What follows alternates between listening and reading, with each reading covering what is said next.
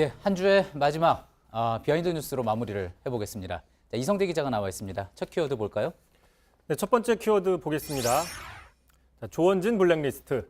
예, 조원진 대한애국당 대표의 모습인데 어떤 블랙리스트에 올랐다는 얘기입니까? 그 반대인데요. 조원진 대한애국당 대표가 이른바 블랙리스트를 만들어서 발표했다고 볼 수 있습니다. 본인이 작성을 한 겁니까? 예, 그렇습니다. 예. 한 언론과의 인터뷰에서 오늘 발표된 한 언론과의 인터뷰에서 이렇게 얘기를 했습니다. 자, 한국당과의 통합 가능성에 대해서 김무성 홍준표 전 대표와 권성동 김성태 의원 등 탄핵 사적을 내보내고 유승민 전 대표를 입당시키지 않으면 보수 대통합에 대해서 검토해보겠다라고 예. 얘기했는데 자, 이른바 보수 우파의 통합 전제 조건으로 이들 5명에 대한 배제 원칙을 밝힌 셈입니다. 예.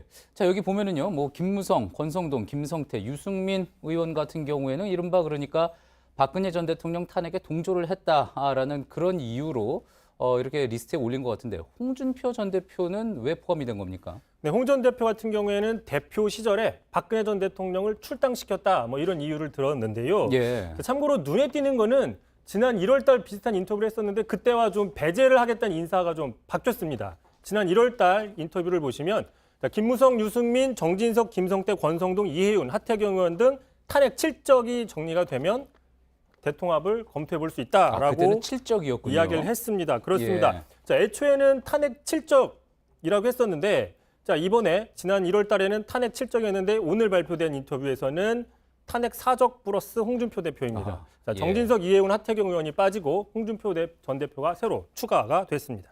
어떤 기준으로 이렇게 리스트가 작성이 됐는지는 저 잘 모르겠군요.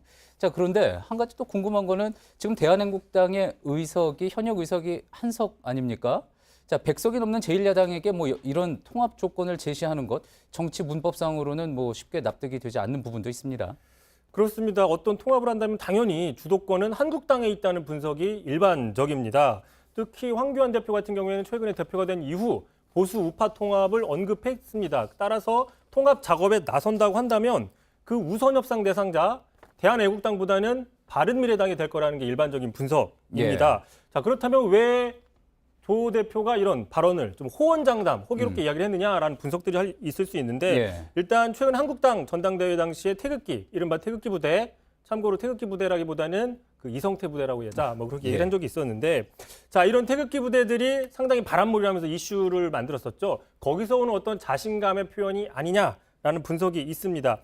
실제로 조원진 대표 최근에 한유총 집회 참석해서도 정부가 사회주의 교육을 시키려는 의도가 있다라고 하면서 강하게 한유총을 두둔하는 입장을 밝히기도 했었습니다. 예, 저희가 오늘 뉴스에서 앞서 많이 보도해드리기도 했지만 한유총 지금 뭐 집회 당시에 이제 정부를 향한 어떤 색깔론 공세 같은 것도 많이 나오기도 해서 논란이 되기도 하지 않았습니까? 그렇습니다. 참고로 지금 한유총 문제 언급이 됐기 때문에 한번 짚고 넘어가면 이 한유총 문제의 핵심은 바로 사립 유치원들이 연간 2조 원대 어떤 국가 지원금을 받기 때문에 이걸 어떻게 쓰는지 관리 감독하는 게 필요하다라는 겁니다. 다만 한유총은 이 과정에서 사유재산 침해라면서 반발을 하고 있는 건데 자, 이 국가 지원금을 받을 수 있는 근거가 된 건 바로 누리과정 정책 때문인데 그렇죠. 이 누리과정 정책 바로 박근혜 정부 때 확대 실시를 한 겁니다. 자, 원조 진박으로 알려진 조원진 애국당 대표가 이를 모를 리가 없을 텐데도 불구하고 한유총 집회에서 한유총 입장을 드는 거는 좀 모순적인 게 아니냐 뭐 이런 지적들도 있습니다. 예, 알겠습니다.